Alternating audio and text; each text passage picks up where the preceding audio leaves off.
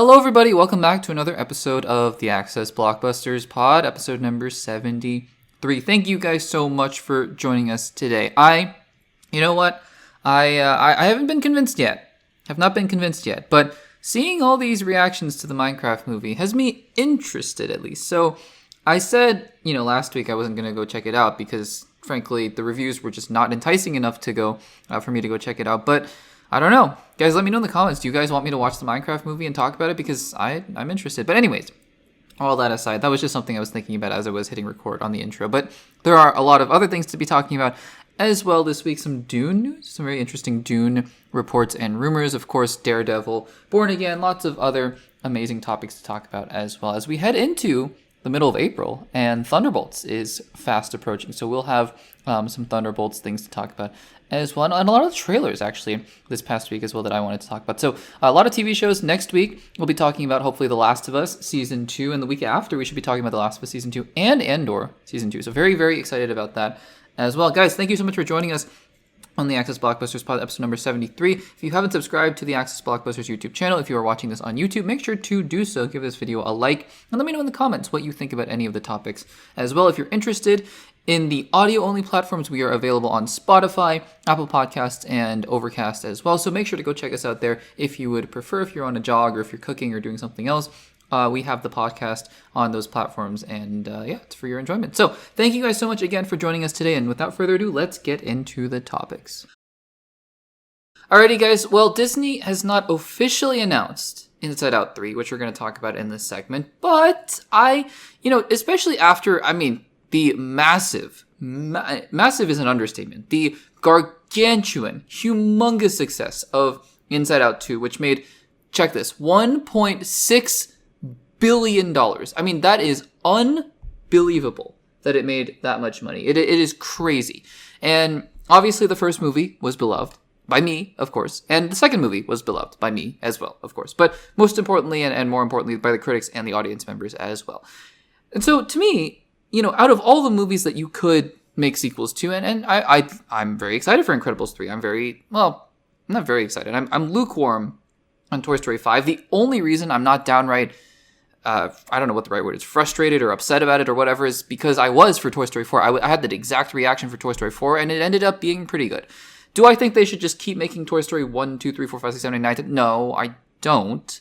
But I'm just out of the business of doubting Pixar at this point. Until they make another Cars 2 or Brave, in my opinion, I don't love, then I'm just not going to doubt them. But Inside Out 3, to me, it feels like the biggest no-duh in the history of no-duhs. And now, it seems like we're getting a tease to the potential Inside Out 3, because they haven't officially announced it.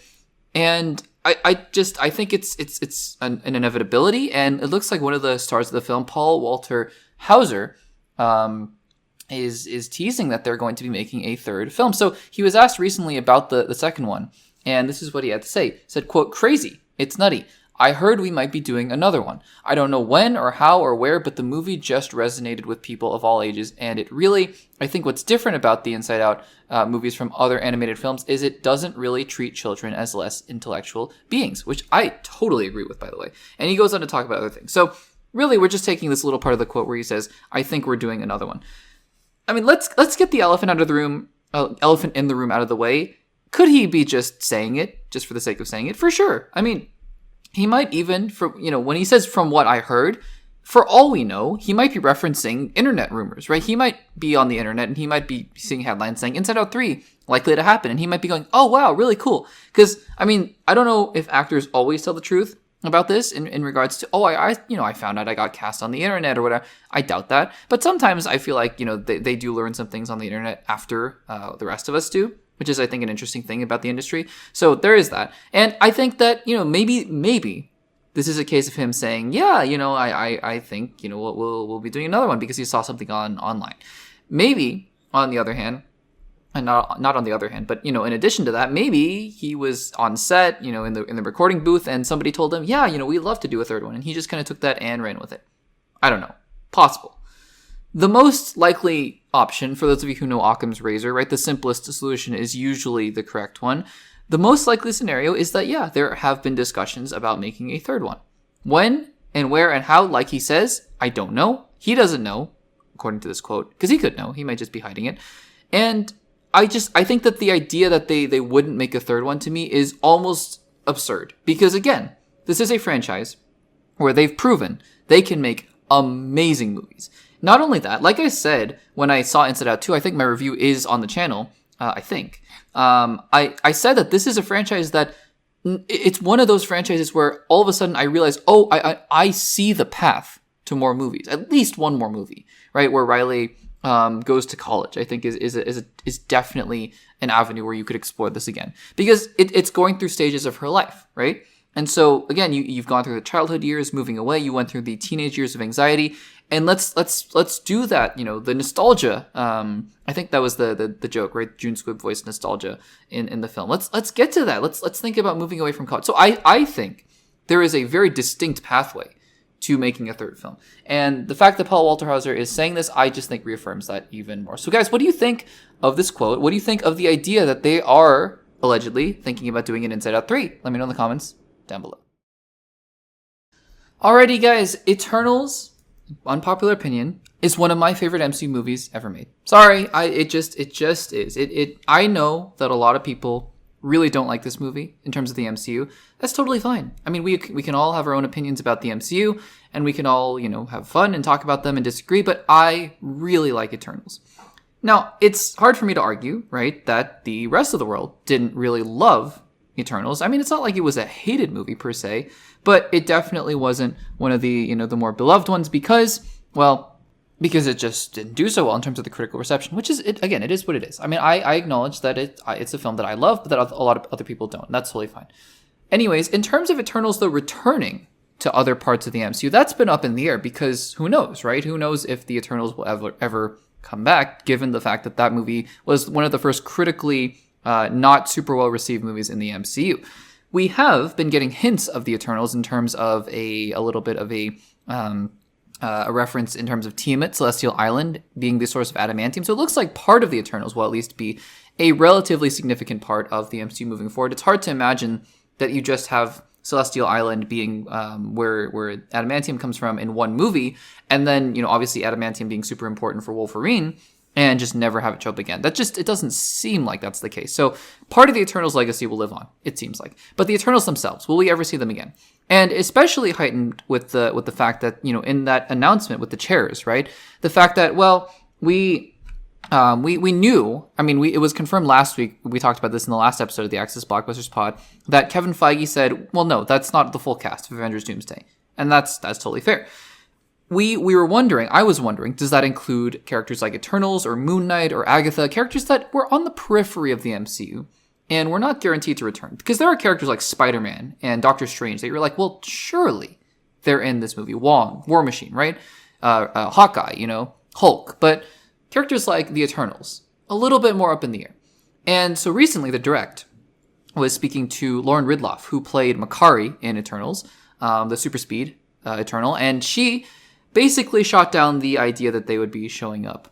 It doesn't mean that they're not going to, but it likely means that they're not going to show up in Avengers Doomsday because, I don't know, maybe she's lying, but it doesn't seem like, based on the tenor and based on just everything we've heard about the Eternals and the fact that, if they ever come back, it'll probably be after Secret Wars. I don't even think they're going to show up in Secret Wars. I've said everyone and their mother is going to show up in Secret Wars. I think a few characters on the periphery, like a Werewolf by Night, I don't even know about Moon Knight. Maybe Moon Knight. Like an Agatha, maybe like the Eternals are not going to show up in Secret Wars. I think that they're going to be big parts of what's going on moving forward, right? But we'll see how that plays out. So the Direct asked Lauren Ridloff. They asked her, quote, "You played Makkari in Eternals," which I loved, by the way. Me too. "We haven't seen that character since. So I wanted to know if Marvel has given you any hints about where we might see the Eternals next, because after all, the next Avengers film is starting up soon." And Lauren Ridloff, through a sign language interpreter, said this, quote, "Not really. I don't know. My magic 8-ball is telling me not likely." So again, does this mean the Eternals are never coming back? No. I find that hard to believe. I find it hard to believe that none of the Eternals will ever show up in the MCU ever again. We saw Kumail Nanjiani show up for What If, right? So I know that's animated. I know it's not really part of the MCU or whatever, but I think the Eternals will come back in some shape or form. There were a lot of rumors about Thor 5. Again, just rumors, only rumors. But Who knows? But in terms of Avengers Doomsday, it looks like when they do their chair announcement part 2, if they ever do a chair announcement part 2, however they decide to announce the rest of the cast of Avengers Doomsday, and whatever explanation they give for just not announcing the full cast at once, even if maybe they just don't, give an explanation. Maybe it's just contract negotiations, which is not a very fun answer to give, right? So who knows? It might just be that. I don't think we're going to see the Eternals in Avengers Doomsday. I could be wrong. I would love to be wrong. Actually, I would really love to be wrong. But I don't think we're going to see the Eternals in Avengers Doomsday. Guys, what do you think about the quotes given by Lauren Ridloff? Do you think that the Eternals will actually show up in Avengers Doomsday and she's just either lying or bluffing, or maybe she doesn't know at this point? Let me know in the comments down below. Alright guys, I'm not going to lie. I feel like I got lied to, because there were a lot of headlines going around when I found out about the topic that we're going to talk about today, where they went, first trailer, and I was like, okay, great, first trailer. Went online, looked at it. No, it's not a first trailer. I'm still talking about it because, and I really debated this because I was like, is there really anything to talk about? I'm actually going to talk about the trailer as a whole, because I actually think there's some, but wait, when I say trailer, I mean the montage of what's coming to HBO Max. I'm still going to call it HBO Max because to me, it's just HBO Max. But, I think there's a couple interesting things here that would be interesting and shows that we're definitely going to cover throughout the rest of the year. So I'll talk about Peacemaker Season 2 very briefly. There's just not a whole lot to talk about because all the headlines were like, new trailer for Peacemaker Season 2. And I was like, okay, great. No. The clickbait culture with it's no. So anyways, yeah. But Peacemaker Season 2, what James Gunn did confirm is the official release date. We knew it was coming out in August, and it is officially going to come out in August 21st, 2025. So that's exciting that we get a release date, I guess. We knew it was coming out in August anyways. And yeah, I mean, in this, what's coming to Max in 2025, we got a teaser we got a few shots of Peacemaker Season 2. Not a whole lot. And it's just him jumping through a building and at a bio saying you're a superhero now. Okay. And him giving a thumbs up, and okay, that's it. That's really, I mean, unless I'm really, I missed something. Again, guys, this wasn't a trailer for Peacemaker Season 2. What this was, though, was a teaser for what's coming out on Max. And a couple interesting things here. First of all, we will talk about the reviews for The Last of Us later on in the podcast, but we are going to be doing, of course, reviews, weekly spoiler discussions for The Last of Us Season 2. Can't promise that I'll be doing immediate reactions for all of them. I was able to do them for, I think, almost every single episode of The Penguin, which also came out on Sundays, and Dune Messiah as well, which came out on, not Dune Messiah, what am I saying? Dune Prophecy, which came out on Sundays as well. Again, Sunday night's just a little bit tough because it's the weekend and, trying to relax and enjoy with people. But, we'll see if I'm able to do immediate spoiler reactions. But anyways, I will definitely, of course, be doing spoiler discussions every single week on the Access Blockbusters pod. So Last of Us, everything that I've seen from the trailers looks great. And I'm just excited to see it in a week now, the first couple episodes, which is a very, very exciting thing to think about. So there is that. The other thing that I was actually kind of surprised about in this little teaser is the fact that Welcome to Derry is coming out this year. The only reason I was a little surprised about this, because I had thought last year that this show was going to come out in 2025. And for those of you who don't know, Welcome to Derry is a show that's going to be, I think, executive produced and maybe directed, some of it, by Andy Muschietti, who directed the 2 It films, It Chapter 1, which I really liked, even though I'm not a big horror fan, and It Chapter 2, which I liked a little less, which, was also directed by Andy Muschietti.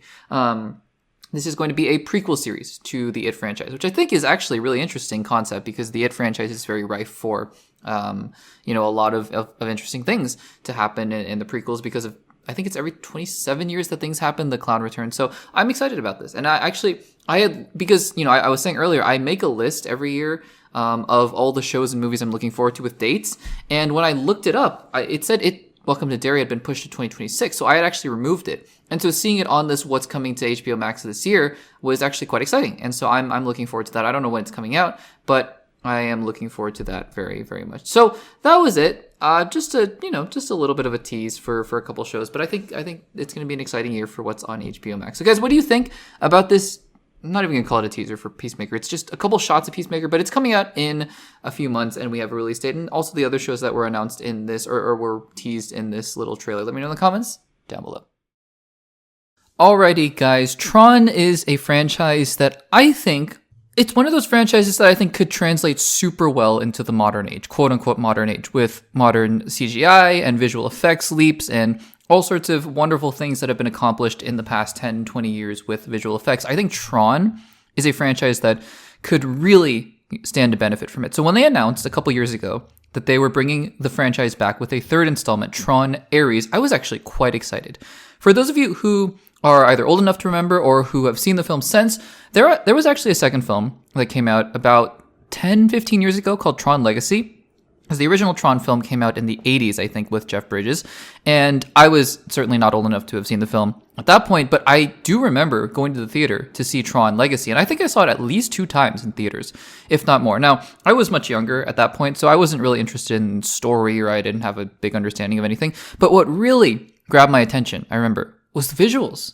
Even for 2012 or 10 or whenever that film came out, it was visually... It grabbed your attention. It really was a spectacle in the best sense. I think the light bikes and the grid and everything about the way that that franchise establishes its visual language is remarkable. And so again, just given the advancements in technology, given the advancements in visual effects, I thought, okay, well let's bring back Tron and let's see what we can do. So again, they announced Tron Ares and they announced Jared Leto was going to be the lead. And I'm not going to lie, I'm not a huge fan of Jared Leto in general as an actor. I know he's done some really fantastic work in Oscar caliber movies such as Dallas Buyers Club, but for those of us who are in the blockbuster movie space, this is Access Blockbusters for the most part, although we talk about Oscar movies and award contenders and things like that. And I think, again, just on a tangent, those two things don't have to be mutually exclusive, right? Black Panther Wakanda Forever, for example. I would, consider a lot of those big films, Barbie and Oppenheimer. So there is that. But anyways, Jared Leto in the blockbuster space, Morbius, Suicide Squad, I think he was okay in Blade Runner 2049, to be fair. I didn't hate him in Blade Runner 2049, but not my favorite part. So whenever he shows up in these things, it doesn't really work for me. But that being said, he's a good actor in general. He's kind of a controversial actor in the acting choices he makes, but he's generally regarded as a good actor. So I was interested in the choice of Jared Leto to play the lead in Tron Ares. And so then we didn't really hear much, but then recently at CinemaCon, they did a little bit of a presentation on Tron Ares, and then shortly after that, they released the first trailer, which is what we're going to talk about today.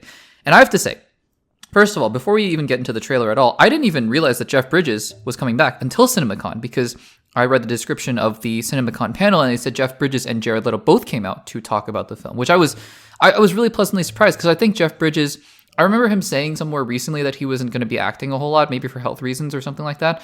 You can correct me if I'm wrong, but that's what I heard, at least, or that's what I remember hearing. And so seeing that he's coming back as, I want to say Clue, was that the character's name? It's been such a long time since I've seen Tron Legacy, guys. It's been such a long time, but I was really glad to see that he was going to come back for Tron Ares, because I think it gives the franchise a sense of continuity. And not just the idea of, oh, this is just going to be another film in the universe, but it's not really related. It's kind of related, just like how Harrison Ford came back to Blade Runner 2049 as Deckard, so that it felt like it was part of the same franchise, right? If you just do another film in the franchise, aside from that, and just have different actors, it doesn't really feel like it's all part of one universe. So I really was pleased to see that. I don't think we really see him in the trailer, but we hear his voice, and I think that that's really cool. And let's just talk about the trailer. The trailer, rightfully so, because it's a teaser trailer, it's coming out in October, was mostly about visuals and a general basic premise, because the text that comes on in between the trailer shots says something like worlds will collide. So that's my question, right, is what is this film gonna be about? And I think most of Tron Legacy took place within the grid, and then I think at the very end they get out of the grid. And I was wondering, is this going to be, because at the beginning of the trailer it almost seems like the Tron bikes are out in the real world. So I was thinking, okay, what's going on here? And then I think we see some shots later on that are very much in the grid. And so then the text comes up that says worlds will collide. So I think this is going to be very much that classic trope of, the two dimensions are coming together. The whatever dimension, I guess now the grid is coming into the real world. And what's going to happen? How is everything going to react when all these different things are colliding with one another? And I think that's an interesting premise, right? Again, it's not the most original thing, but that's okay. I mean, it is what it is. But mostly, the Tron visuals are back. I love the opening shots of the light bike just cutting through the car, because it's such a distinct and unique visual style with the trail, the rectangle trail of light that can cut through things, behind the light bikes. I think that's so cool. It's awesome. And so everything I saw from the trailer visually looks great. Jared Leto looks like a more serious version of Jared Leto, which I can appreciate. And I think everything I saw in the trailer looks kind of insane. And honestly, when I go into a film like Tron Ares, I'm not looking for, the Knives Out or the Gone Girls or, the really just mind-bending inceptions and tenets of the world. I'm not looking for that. I'm looking for a story that serves the film well, looking for actors that serve the story well, and then really just looking for a good time and just seeing what the visuals can do. And so far, the trailer seems to be promising all of that. So I'm excited.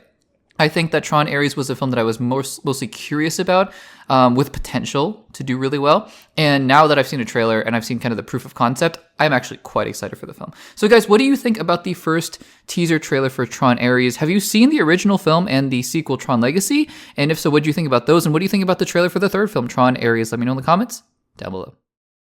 All right, guys, is it any understatement to say that I am incredibly excited for Mission Impossible: The Final Reckoning? I don't think so. For those of you who have stuck around on the channel for the past few months, who have been around, I did my most anticipated movies of 2025 video or segment on the Access Blockbusters pod in December, and Mission Impossible, I think it was The Final Reckoning at that point. I could be wrong. Maybe it was still Dead Reckoning Part 2, but it was very, very high on the list because Mission Impossible: Dead Reckoning Part 1, which, yes, it's a mouthful of a title, but I don't care. But marketing purposes, sure. Take out the Part 1, shorten the title, do whatever. But Mission Impossible: Dead Reckoning was one of my favorite theater experiences I've ever had. Ironically, and not coincidentally, very close to the other Tom Cruise movie that came out recently, Top Gun: Maverick, which is, I think, my favorite theater experience. Obviously, emotionally, you have movies like Avengers Endgame and Spider-Man No Way, whatever. But just in terms of watching a new movie in a theater, Top Gun: Maverick and Mission Impossible: Dead Reckoning, amazing. And so I was so looking forward to Mission Impossible: The Final Reckoning just because of that, right? It doesn't take a whole lot. Well, I shouldn't say that. It takes a whole lot to make these movies because Tom Cruise literally risks his life doing these movies. But, in terms of actual movies, right? Other movies, you want the story, you want the plot, and you want all the characters, and that's all great, right? I really, I would much rather have a Mission Impossible movie have a great plot, riveting storylines, characters that are, great and developed and super interesting.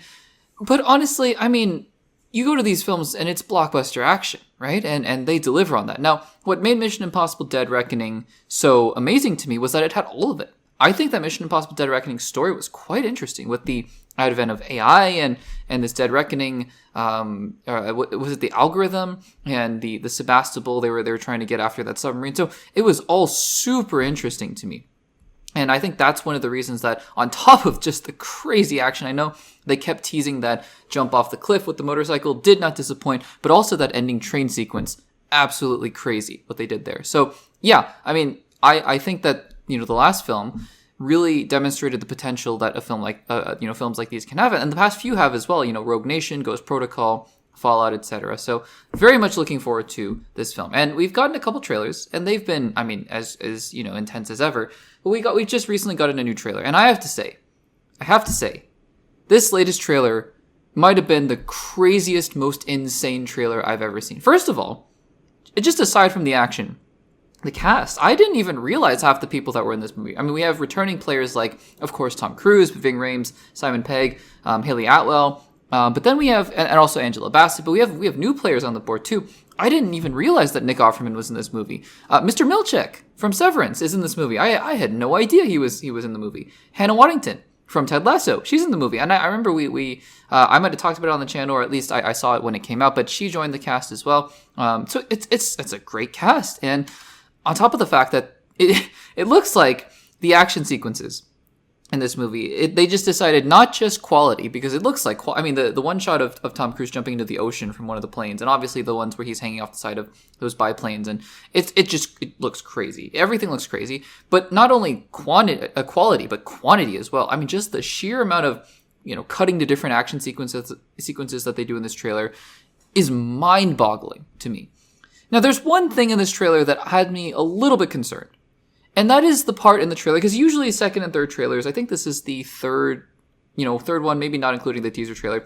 And the one thing that had me a little bit concerned in terms of the story is there's a little sequence in the middle of it, I'm sure you guys caught it, where I think it was Tom Cruise, I could be wrong, it went by really fast, and I've only seen the trailer once, but, in the middle of the trailer, was character.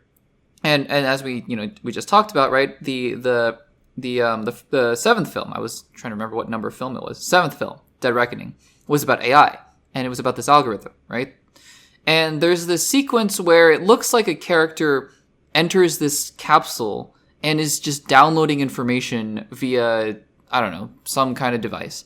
And look, Mission Impossible films have never pretended to be all that realistic, but they've been realistic enough, right? They've been spy films and action thrillers that have lived in the realm of possibility. I'm not gonna lie, it took me out of this a little bit because I don't know why this was the straw that broke the camel's back for me to all of a sudden be like, wait a second, that doesn't feel right, because it's Mission Impossible. I mean, the guy's just dangling off of buildings, but maybe it is because Tom Cruise actually is dangling off of buildings that I'm like, oh yeah, no, this is totally realistic, which in reality it's not, right? It's crazy. So I don't know. But that's the one thing in the trailer that made me go, is this what the movie's going to be about, where we have a living, walking human computer? Because I don't know if I'm the biggest fan of that. It's such a small detail, unless it becomes literally the whole film, in which case, I don't know. We'll have to see how they execute it. But I watched this trailer and I went, wow, that's one of the most insane trailers I've ever seen. So guys, what did you think of the latest trailer, and probably the last one, because Mission Impossible, The Final Reckoning is coming out in just over a month. So what did you guys think of the final trailer, probably, for Mission Impossible, The Final Reckoning? Let me know in the comments down below. Alrighty guys, this is going to be a full spoiler discussion for Daredevil Born Again episode number 8. It is, well, we're getting there, guys. We are getting to the finale of the show. The finale of the show is going to be in 1 week's time. And for now, we're gonna have to console ourselves with talking about the second to last episode, which I happen to think is quite good. I did like episode 7 better. I think episode 7 was still, to me, the best episode of the entire series, but I think episode 8 sets up a lot of very interesting things. So before we get into any more detail, this is going to be, as I mentioned, a full spoiler discussion for episode number 8 of Daredevil Born Again. If you have not seen it, no worries at all. Just make sure to come back to the video, come back to the podcast, wherever you are listening or watching, come back to it later. And then once you have seen the episode, make sure to join us again. And if you don't care about spoilers, then welcome aboard. So let's talk about episode number 8. Like I said, just to quickly summarize my thoughts here at the very beginning, I think episode 8 is really good. I was locked in the entire episode. I do think a few things in this episode, obviously the last, 2 minutes of the episode are, well, interesting, right? With Matt being shot and Matt trying to save Kingpin. There's so much to unpack there. But, I think there are a couple things like that are a little confusing to me. And I said in my immediate reaction, I think they're confusing in the sense of, well, they could just be really random. Like, for example, if in the next episode Matt just gets up and he's fine, okay, a little weird. Which, again, there is precedent for in this universe, with Kingpin getting shot in the face and literally nothing happening to him. So I don't know. Maybe that's what happens here. But I think, and then also, if Matt and Kingpin just become friends all of a sudden, I don't think that's what's going to happen. I hope that's not what's going to happen, especially given what we've seen from set photos from season 2 of the Anti-Vigilante Task Force being a much bigger part of it. So yeah, I'm all for uneasy alliances against Bullseye, I guess, but it would be kind of weird to me if Bullseye ended up being the main antagonist at the end of the show. I mean, I guess Vanessa Fisk might be the main antagonist at the end of the show. I don't know. It's kind of weird. We'll get to all that towards the end of this episode. So there's some things in here that are a little confusing, but intriguing, right? And also, we know that Punisher still has to show up here as well. So there are a lot of things that are going to be set up in the finale. But before we get into any of that, let's dive in to the episode as a whole. So we start out this episode with Bullseye. And look, I mean, I'm not going to lie, right? Throughout this entire show, I've been kind of looking at and trying to figure out, and just subconsciously, because, for me, I've been just thinking, okay, what's the best show? Like, what are the good scenes? What do I like? What do I not like? But in the back of my head, I've been thinking about what are the scenes, what are the episodes, what are the portions of this show that have been reshot and redone, and what is the old show? To me, an episode like episode 5 with Mr. Khan is so obviously part of the old show. And again, it was interesting. It was fine. But I think that the beginning, episode 1, which they confirmed was completely new, and then the ending, episode 8, to me, and episode 7 to a larger extent, episode 8 felt like, oh, this is part of the show that they kind of reimagined. Because, I mean, if you notice, Bullseye is not in the show at all from episodes 2 through 6.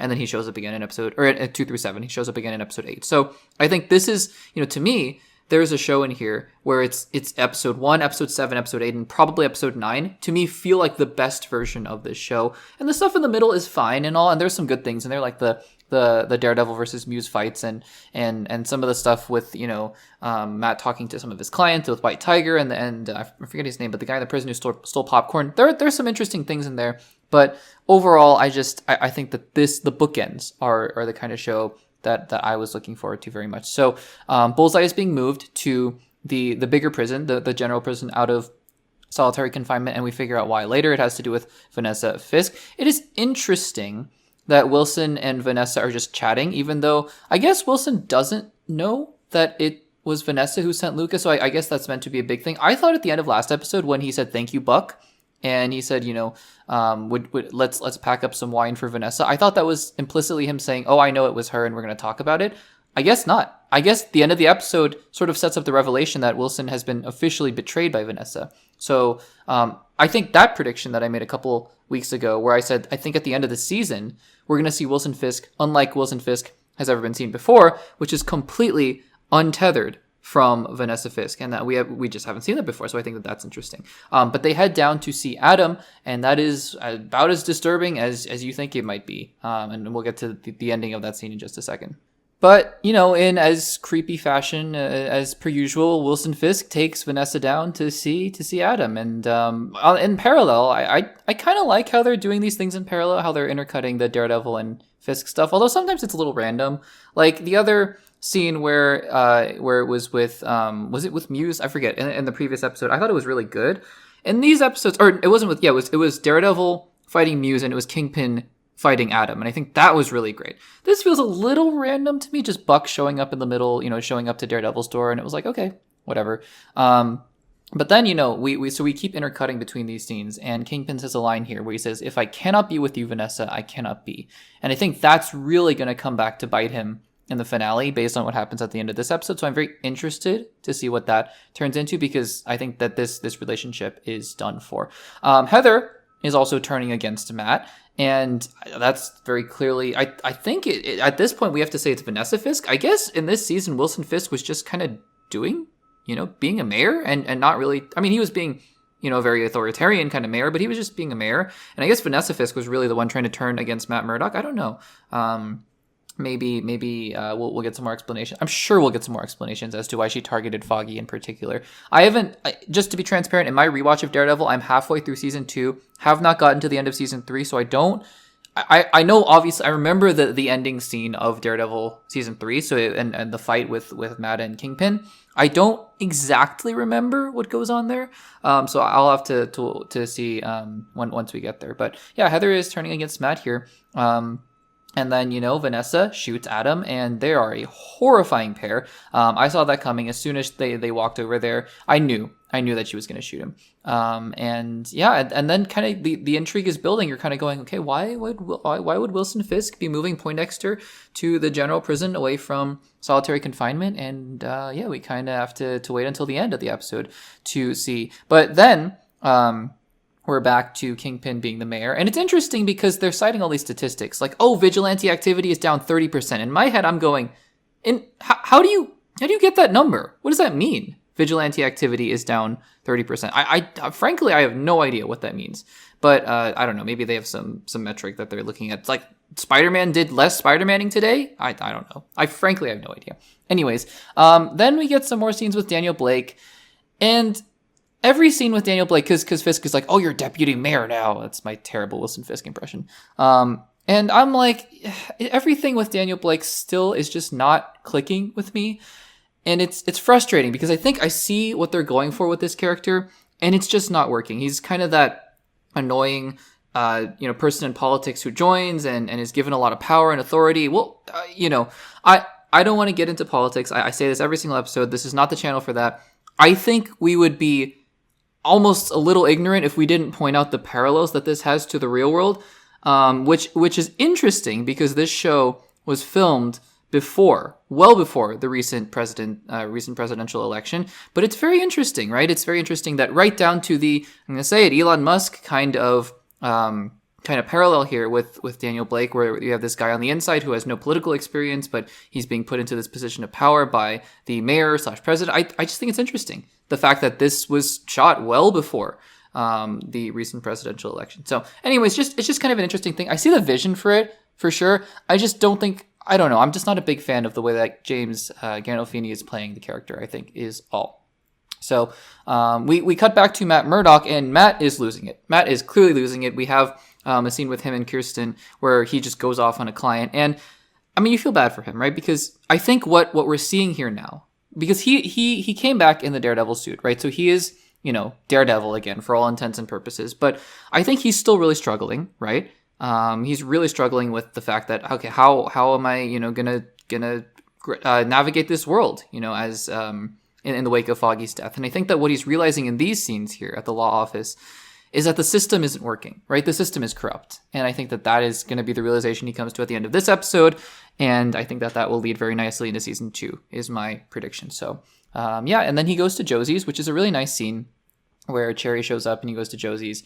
And we start to build a little bit of this mystery here that, Foggy's death wasn't completely random. It wasn't just Bullseye going on a killing spree, but there's something going on here. There is something going on here, and he thinks that Fisk was behind it. And so there's some intrigue here, and we see Matt go to Poindexter because Poindexter was wanting to talk to Matt Murdock there. And it's a tense conversation between Bullseye and Matt. Upon thinking about it a little bit more, because initially during the scene, right, they're talking, and you can tell how angry Matt is.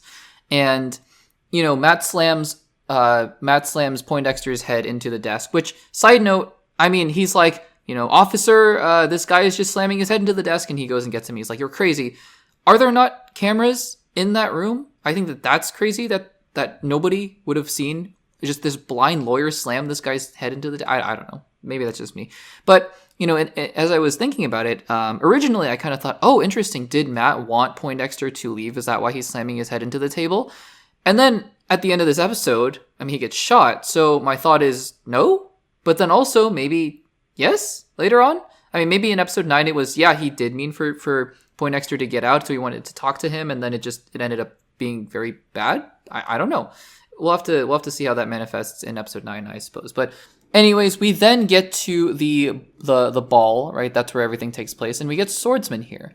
And we get Kingpin. He's showing up in the white suit, which I love. That's classic. That is classic Kingpin. I think Vincent D'Onofrio in the show has been fine as Kingpin. He's just been kind of, being the mayor and whatnot. But I think in this scene in particular, he really shows up and looks like Kingpin at the very least. And I think that is a really cool thing to see there as well. And Bullseye, we get to see Bullseye go on a rampage in the prison, so he's escaping there. Meanwhile, at the ball, we have Swordsman who shows up. And I have to say, right, because we know that Swordsman Jack Duquesne from Hawkeye is rich and whatnot, and he's a little morally ambiguous. And Vincent D'Onofrio's Kingpin is like, hey, I know you're the swordsmaster or swordsman. Can I count on your donation and whatever?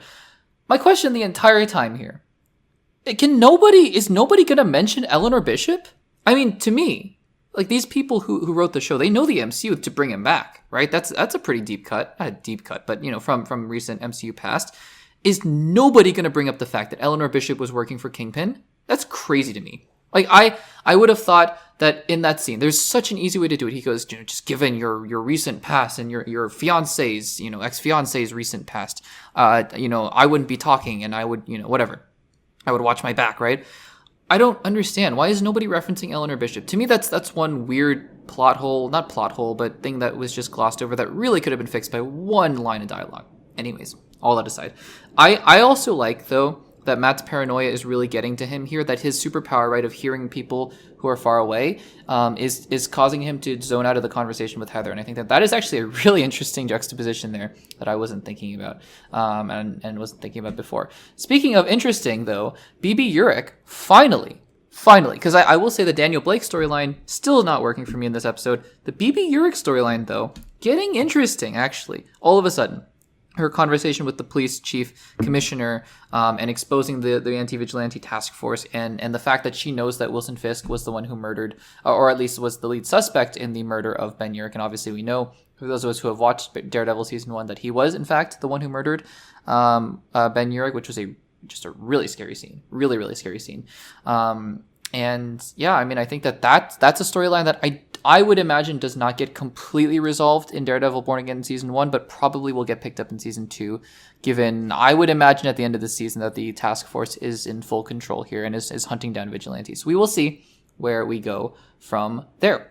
I think then the next scene where Matt is walking up to confront Wilson Fisk, but he's interrupted by the dance, I think that's awesome. It's a really tense scene. You kind of think, is Matt about to just go off on Kingpin? And then it's just interrupted by the dance here. And I really love these muted conversations that Matt is having with Kingpin and with Vanessa. I think that is really cool. So then we end the episode here, and Bullseye shows up. And at first I was like, okay, so who is he here to kill? Does he want to kill Matt? Is he trying to kill Vanessa, kill Wilson Fisk? And then we get the revelation from Matt that Vanessa was the one who sent Poindexter. So that's interesting, initially to kill Foggy. Why? I don't know. I don't know. I don't think anybody knows from this episode. We'll find out in episode 9. And then he takes aim at Wilson Fisk. So Vanessa sent Luca, right, initially to kill Wilson Fisk. And I think the episode did a good job of helping us forget about that, because by the time that Bullseye takes aim at Wilson Fisk, you're like, oh, wait, shoot. Okay, this is the second time in a couple episodes. So she really hates him at this point. Why? I don't know. I think that is what the show has a lot of explaining to do, because like I said, there are some really interesting things that are being set up for the finale, but the show has a lot of explaining to do in terms of the gap between what happened when Wilson left to go see Maya or heal or whatever, and when he returns at the beginning of this season. I think that is something this show really needs to uncover here, because the fact that Vanessa, right, went from right by Wilson Fisk's side to wanting him dead that badly is just super interesting, and I'm kind of curious to see where they go from there. The episode ends with pop music, and I'm just not a big fan of this. You guys know, if you've been watching the channel, listening to the podcast for a while, I'm just not a big fan of pop music in general being in movies and TV shows. There are some exceptions, of course. There are always exceptions, but I haven't been a big fan. The first 3 seasons of Daredevil didn't really do this at all, and I just haven't been a big fan of when these episodes end with these pop songs. But I digress. It's a very small thing. I've been locked in. I've been very locked in to these past couple episodes here, and I think just starting at the end of episode 6 and going all the way through the end of episode 8, I've been very locked in. I'm a little disappointed that the whole show hasn't been like this, because if it has been, like, I really have to say, if the whole show would have been the same level of quality as episode 1, 7, and 8, and the end of 6, this would have rivaled the original series and the original seasons, and I really do mean that. I'm enjoying the season thus far overall, but I really think it's picking up steam now. And I'm glad it's picking up steam at the end and not just in the middle and it falters at the end. So I think that is preferable to the alternative. So guys, what did you think of episode number 8 of Daredevil Born Again? Are you excited for the finale? Are you a little bit nervous? Maybe me. I'm a little bit of both. We'll have to see how the finale goes. But I think that the show is finally picking up at a good point, and I am excited to see where we go from here. So guys, let me know what you thought about the second to last episode. Let me know what you thought about episode 8 in the comments down below. Alrighty guys, The Last of Us Season 2, the wait is finally over. And most of you guys waited longer than I did, because I was not immediately on the Last of Us bandwagon, the Last of Us train, if you will. I was a little bit late. I think I watched the entire first season, I want to say a few months later, and I loved it. I have not played the video games, and I think that, the way that this show handles its source material, it makes somebody like me who just hasn't seen the games and who doesn't know anything about season 2 or part 2 even more excited, because I just think the way that they handle the material is so beautifully done. And afterwards you can kind of go, and I don't play video games all that much, but it makes me want to at least look at the story and how they adapted it afterwards. And I think that that's really a great thing that the showrunners have done with the first season. So I really enjoyed the first season. And of course the first season ended on that cliffhanger, not a cliffhanger per se, but the dilemma of, Joel taking Ellie out before they could extract the cure from her and not telling her. And, how that's going to manifest, we will see, I hope soon, in The Last of Us Season 2. And the first reviews have come out here, and they are all very largely positive, and that is a great sign to see. So let me do my, I really enjoy doing this, where I go through Rotten Tomatoes and just read the little blurbs, because again, if I were to read through every single review, that would just take years and years and years. But let's just read through the little blurbs that the critics have on Rotten Tomatoes. I believe, I could be wrong, I believe they've seen the entire season. And so hopefully that is a good indication of things to come. So let's just start at the top. I'll read through, a lot of these are positive. So I'll read through a few positive ones, and then we'll try to jump to the negative ones. Right now, as I'm recording this, it has a 93% on Rotten Tomatoes, which is very good. And obviously it's very good. And so we will see how that fluctuates here or there. So let's start out here with the first one. The Last of Us Season 2 honors why people connect so much with the story of Joel and Ellie while making it very clear that the infected might be literal monsters, but there are more dangerous things out there that happen to look like us. Very, very interesting. Very deep kind of quote there. The next one. Season 2 of The Last of Us is absolutely superb, even if somewhat flawed. Interesting. Okay. This reviewer gave it a 4 out of 5 though as well. So very, very good. The Last of Us Season 2 is a poignant story of the cost of revenge and the cycle of violence. It has a more significant scope and more personal stakes than its predecessor, some spectacular set pieces and terrifying zombie moments. That's you know what? If I had to put a checklist down of everything I wanted to see in The Last of Us Season 2, that probably is it right there. So that's exciting.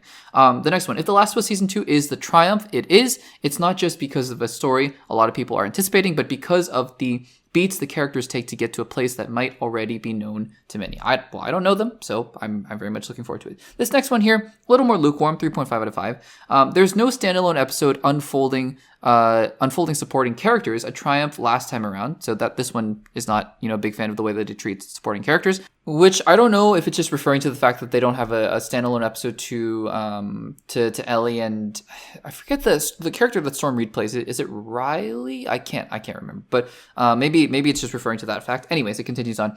But the expanded scale with which the snarling, swarming infected are depicted is thrilling and horrifying. Okay, that's again consistent theme here. A 5 out of 5 here. As an adaptation, Season 2 of The Last of Us improves upon its source material in every conceivable way. It is the best game adaptation ever made, and then some. Really, really encouraging to hear. Next one, Season 2. I'm just going to read one more positive, and then we'll try to find a couple negatives before we get out of here. Season 2 delivers a bigger, bolder story that will undoubtedly upset and challenge audiences, okay? It's brutally raw, vulnerable, and it will likely drive viewers to tears every other episode, thanks to the powerhouse performances from Bella Ramsey, and Pedro Pascal. So that, again, is a it's kind of a scary review to think about, how devastated we might be. But again, I think what we want out of good television is emotion.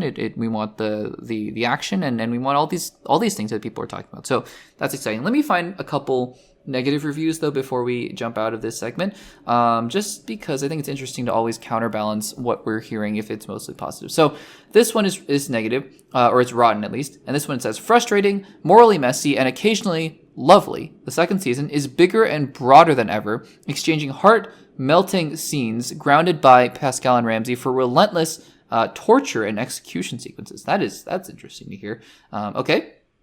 Moving on. I haven't heard anything about Abby, played by Caitlin Dever, in these reviews, so we'll see. A lot of these, though, if you'll notice, because the rotten fresh metrics, right, it's just, did you like it? Did you not like it?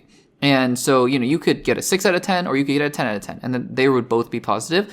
But I'm just scanning through here, and it really looks like the vast majority of these are 4 out of 5, 5 out of 5, 8 out of 10, 9 out of 10, 10 out of 10. So if that tells you anything, you need to know as well. And there was one more negative review that I wanted to look at. Here we go.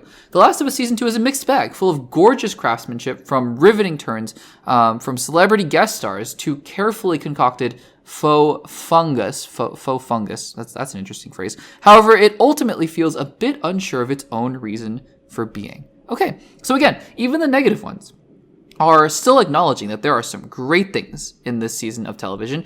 And honestly, I don't know, other than 100% on Rotten Tomatoes, I don't know how much more you could have asked from these reviews, because they all just seem like they are very glowing endorsements of the second season of The Last of Us. So I am very excited, and we will obviously be doing our spoiler reactions to spoiler discussions for the first couple episodes in the coming weeks. So guys, what do you think of the first reviews for The Last of Us Season 2? Let me know in the comments down below.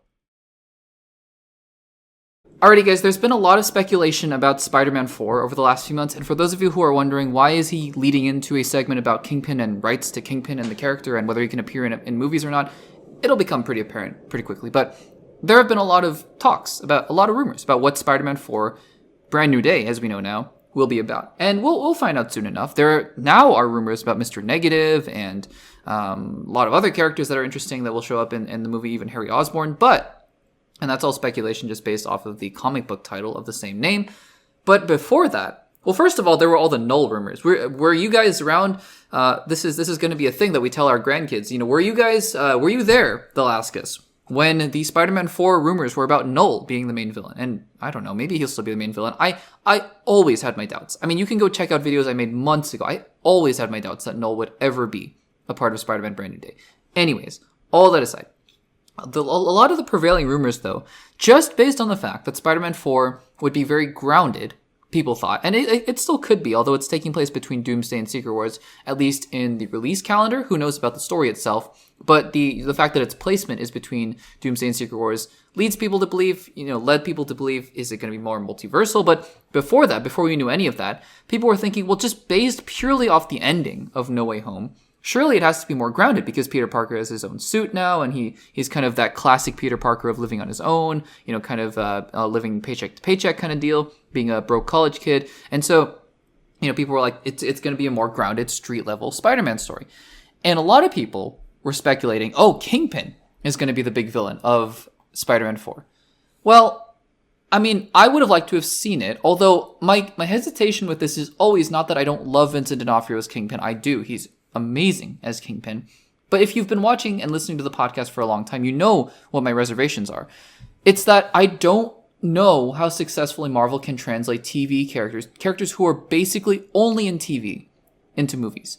And, I was watching a clip recently of Charlie Cox giving an interview about his first appearance in the MCU, and he said, I snuck into a theater, I was so excited, his wife was filming him to see the crowd reaction to him showing up, and he said nobody did, it was dead silent. And I think he was just joking around because, when I was in the theater, people were cheering, and I've seen all the internet reactions to Charlie Cox showing up in Spider-Man No Way Home. I've seen them all, right? And I was very excited. But the general movie-going audience, I don't think had any idea who this guy was, who just showed up, this lawyer who's blind, and everyone, and the guy next to you is clapping, because he's so happy, and you're like, what is this? And then someone later explains to you, it's a guy from a TV show that, wasn't part of the MCU, and then it kind of was part of the MCU, now is part of the MCU, and you're just confused. So my question always around this is how well it's going to translate, from TV characters into movies, and we've seen with the Marvels, not always the best. It doesn't always translate the best. That being said, I would have been very excited for a Kingpin villain turn as the villain for Spider-Man 4. It doesn't look like that's going to happen because Vincent D'Onofrio was recently talking about this, and I totally forgot. I must have seen this a long time ago, that Kingpin is another one of those characters whose rights issues are kind of interesting. And to catch you guys up, for those of you who don't know, a lot of these characters, or some of these characters, and this was all based on the fact that Marvel had to sell off a lot of their characters early on because of rights issues.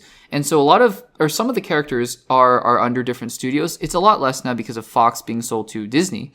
Right, and so all those X-Men characters are now under Disney, which is fun. That's why you're seeing a lot of mutants showing up in these upcoming Marvel movies. But Kingpin is another one of those characters. I don't know if it's Sony or what studio has the movie rights to him. I think it's Sony because Kingpin obviously was the villain of Across the Spider-Verse, or Into the Spider-Verse rather. So not sure if he will if Sony has the rights to the character. But Vincent D'Onofrio, anyways, was on the Happy, Sad, Confused podcast with Josh Horowitz, and this is what he had to say. He said, when asked about the fact that is he gonna show up in Spider-Man Brand New Day, he says, quote, "The only thing I know is not positive. It's a very hard thing to do for Marvel to use my character. It's a very hard thing to do because of ownership and stuff. Right now, I'm only usable for television series. Not even a one-off Fisk movie would be possible or anything like that. It's all caught up in rights and stuff." Okay, so first of all, I mean, I don't think, unless I'm wrong, because I think if this were the case, what I'm about to say, it would be, it would be very public knowledge, because the whole Spider-Man situation was very public knowledge, because it's Spider-Man, right? And of course, Sony owns Spider-Man, Sony was making Spider-Man movies and all that kind of stuff. It was very public knowledge. A lot of these characters, I would imagine, have very complicated rights issues, because just by the nature of how things are working, right? With the characters that were sold off and the characters that weren't sold off, et cetera, et cetera. So I don't think it's just Kingpin that has these interesting rights issues. I think a lot of characters actually probably have these rights issues as well. And you look at a character like Quicksilver, right? When Quicksilver was being used for the MCU, they had to get permission from Fox. And they said, we're going to use Kingpin, or we're going to use Quicksilver in the MCU, and we're not going to call him a mutant. And they allowed them to use Quicksilver and Scarlet Witch, right? And that was totally fine. It was an arrangement that was made. I believe there were other arrangements that have been made across the history of the MCU in that regard. Spider-Man obviously being the biggest one. But I will say it doesn't make things easy, right? Because sometimes these arrangements are so difficult that you have situations like the Hulk, where they just simply cannot make a Hulk movie unless they want Universal to distribute the film.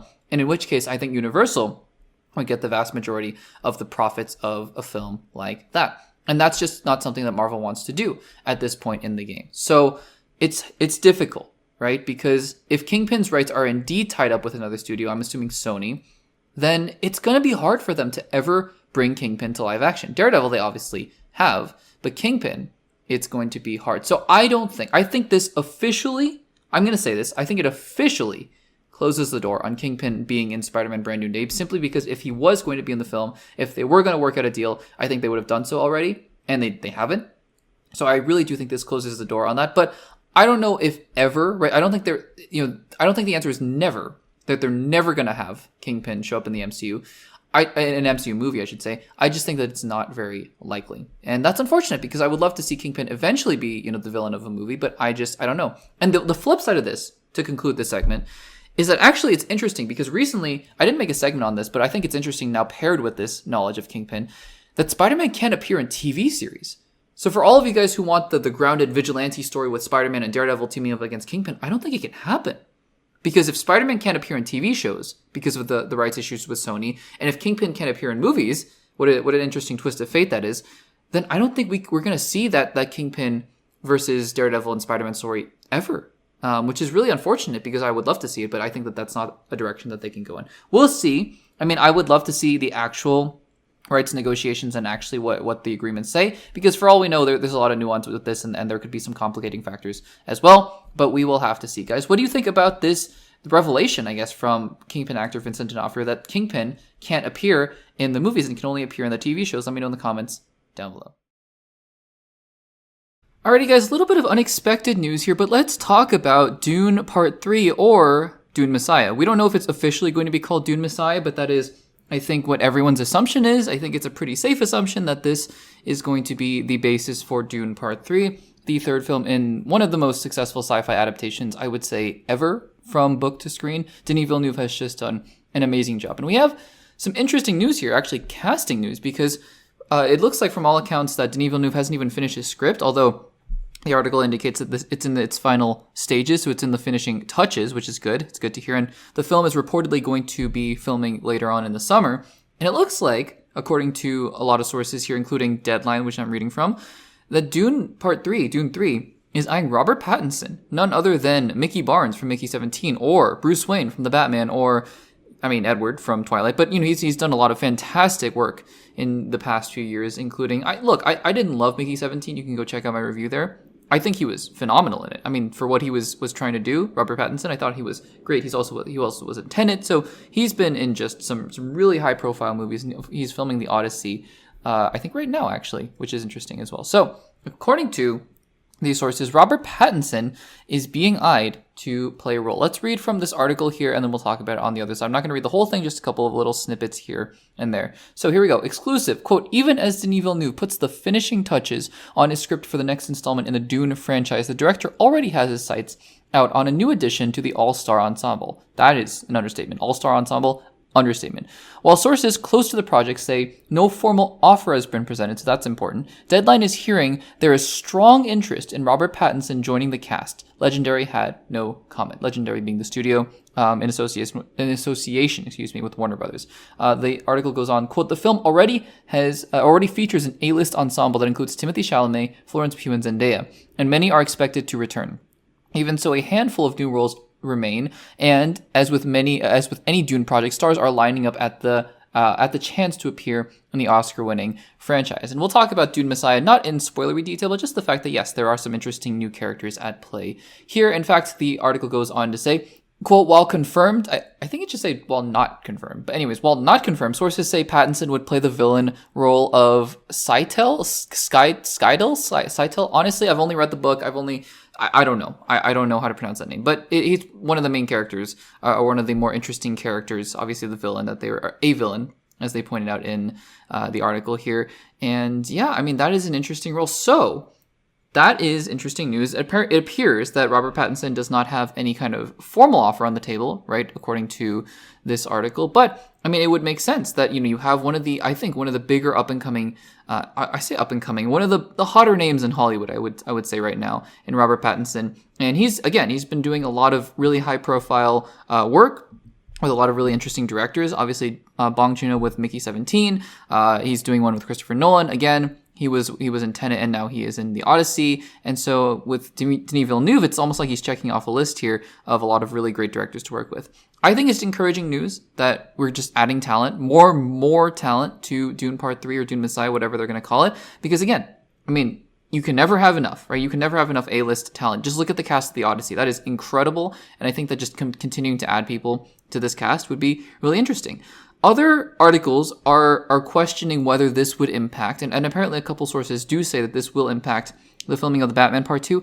I honestly don't think that's true, because I think from what I understand, right, there's an understanding that the Batman Part 2 will start filming later on in this year, probably in the October to December range is when it will start filming. And if Dune Part 3 starts filming in, let's say, June or July, that's plenty of time for Robert Pattinson to finish out his role. He probably would only need maybe 5-6 weeks in total. And so I think it's not like Timothée Chalamet, who again needs to be on the set pretty much every day, for 2 or 3 months. And even then, I mean, I don't think anyone would be on set for too long, because the filming windows for these kinds of films, even though they're super big, are not like 6 months or a year. So I think that that's something that's encouraging. And I think that Robert Pattinson, if the Batman Part 2 is ready to film in late 2025, that he will be ready to do so. So guys, what do you think about this news that Robert Pattinson is reportedly being eyed to play a role, perhaps a villainous role, in Dune Part 3? Let me know in the comments down below. And guys, that will do it for episode number 73 of the Access Blockbusters Pod. Thank you so much for joining. As always, it is a pleasure just be able to talk with you guys about all these different things. A little bit of a shorter episode, but I think a lot of really interesting things that happened in the past week. So thank you guys so much for joining. As always, if you haven't subscribed to the Access Blockbusters YouTube channel, make sure to do so. Give this video a like. And if you're interested in the audio-only platforms as well, Spotify, Apple Podcasts, Overcast, if you haven't checked it out, check it out over there. We would love to have you there as well. Guys, that will do it for episode number 73 of the Access Blockbusters Pod on the Access Blockbusters YouTube channel. And I will see you guys in the next one.